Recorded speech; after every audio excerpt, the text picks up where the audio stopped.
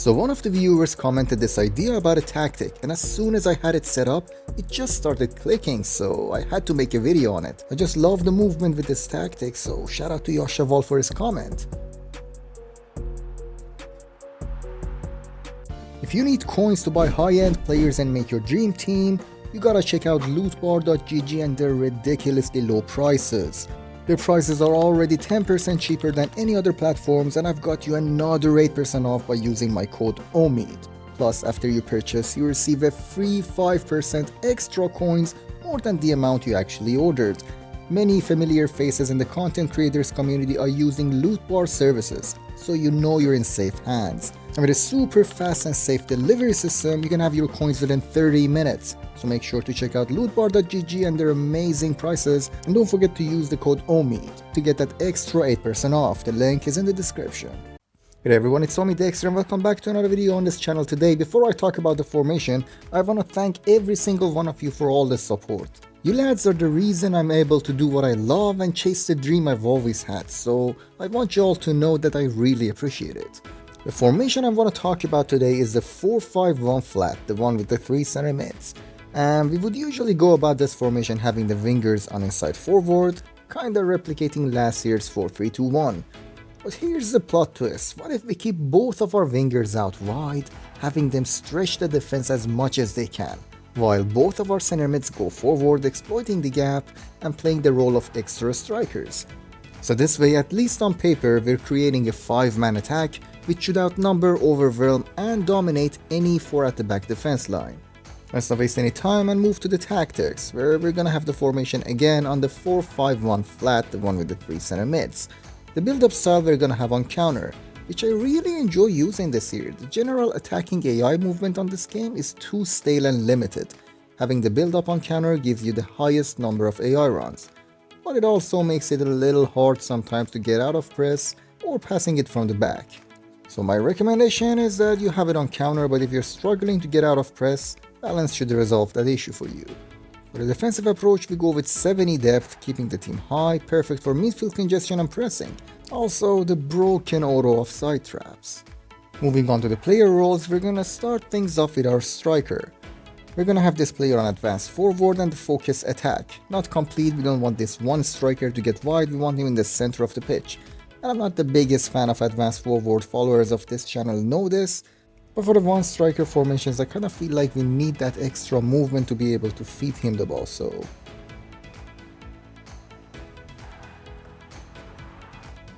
advance forward and focus attack.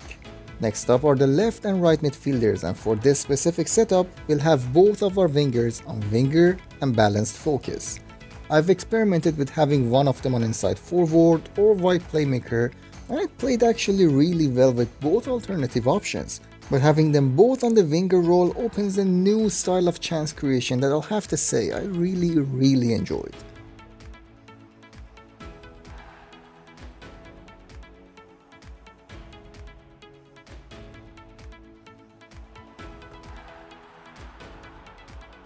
Moving on to the left and right center mid, probably the most important players on this setup. We'll have them both on playmaker, and it's a crucial role to have these 2 center mids fill up the gap between the wingers and the striker. So I highly recommend putting players here that have the plus or plus plus version of the playmaker to give you the best experience out of this tactic. The way the wide center mids move up, supporting the attack and creating tons of chances, it's really something that rarely anyone expects, and it gives you that unexpected factor if it makes any sense. But if you have a super expensive game-changing winger and you don't want to waste them out wide, I understand. Have that one exceptional winger on inside forward and balanced, and change the corresponding center mid to deep lying playmaker.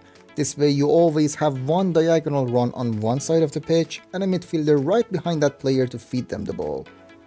Our central center mid is gonna be our anchor player, the player that everything defensively or offensively is gonna go through. And we're gonna keep this player on holding and defend all day every day. And since we have both of our wingers on winger role, we're gonna have them always out wide open to receive a pass. So if you have a central center mid that's capable of launching those long balls to the wide areas, that's always a pro. And finally, the defense line. I'm sorry, I would really love to have at least one of the fullbacks on a more attacking role, But with the way counterattacks are on FC25, it more often than not just does more damage than any good. So already on such an attacking setup, we'll keep all of our defenders on the most defensive tactical role available for them. So for the fullbacks it's fullback and defend, and for the center backs it's defender and defend. And the goalkeeper as always on whatever role plus or plus plus they might have. There you have it for the tactics and instructions, and if you want the code I'll leave it on the screen and I'll also put it down in the description. Make sure to give it a try, and let's move on to the gameplay. The 4-5-1 plat is not just about numbers, it's about balance and control. With 4 defenders holding the line, we've got a solid defense under attack. And then 5 midfielders create a dense midfield structure facilitating both defensive support and offensive creativity. And that single striker, they're the spearhead, providing a direct attacking threat without sacrificing the midfield presence. Now about why the 4-5-1 flat is so powerful, let's break it down. First off, defensive solidity. With 4 compact defenders always staying back, this formation delivers protection against counterattacks and making it hard for the opponent to penetrate. But it's not just a defense. The 4-5-1 flat allows for dynamic midfield play. With 5 midfielders you can dominate possession, dictate tempo and shift gears to attack when the moment is right.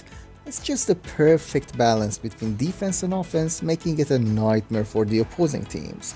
And let's not forget about the width. The wingers can stretch the pitch, dragging defenders out of position, creating space for players to exploit. This opens up avenues of attacking play that you can't imagine. In terms of real football, many elite teams have adopted the 4-5-1, showcasing its effectiveness across different leagues and competitions. Think about Chelsea under Mourinho or Spain during their dominance. They chose this formation not just for its structure, but for its flexibility. Each of these teams adapted the 4-5-1 to suit their own playstyle. For Chelsea, it emphasized physicality and discipline, while for Spain, it highlighted the tiki-taka, emphasizing short passing and relentless movement. So no matter the approach, the common thread is clear. The 4-5-1 can be molded to fit any team's philosophy.